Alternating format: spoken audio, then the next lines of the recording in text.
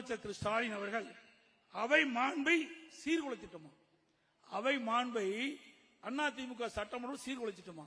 அறவழியில யார் அந்த சார் என்ற வாசகத்தை நாங்க அணிஞ்சிட்டு போனா எப்படி அவை மாண்பை நாங்க சீர்குலைக்க முடியும்? சொல்லுங்க பார்க்கலாம். அறவழியில தான் நாங்க கேட்கிறோம். அவள் யார் அந்த குற்றவாளியை கண்டுபிடிக்க தானே கேட்கிறோம். உங்களுக்கு ஏன் இவ்வளவு அச்சம், ஏன் இவ்வளவு பயம்? யாரோ ஒரு பெரிய மனிதர் அதிலே சிக்கிக் கொண்டுவதாகத்தான் உங்களுடைய அச்சத்திலிருந்து வெளிப்படுகிறது. அது மட்டும் இல்ல, நாங்களா அவை மாண்பை சீர்குலைச்சோம். ஏற்கனவே திமுக எதிர்க்கட்சியா இருக்கும் போது பல முறை அவையுடைய மாண்பை சீர்குலைச்சிட்டீங்க. பொன்மனச்செம்மல் புரட்சி தலைவர் எம்ஜிஆர் பேசுகின்ற பொழுது அவர் மீது செருப்பை விசிறி அவை மாண்பை சீர்குலைத்து விட்டீர்கள்.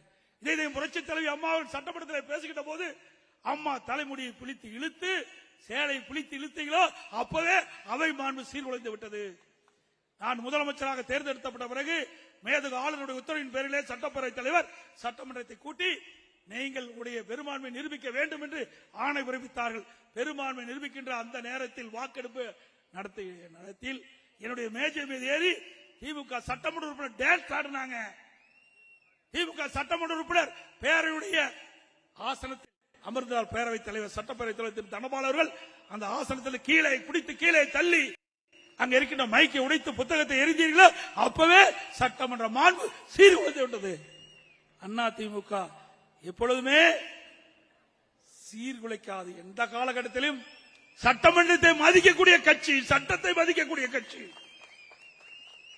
எங்களை பார்த்தா அவையினுடைய மாண்பை சீர்குலைக்குது என்று முதலமைச்சர் பேசுகிறார்.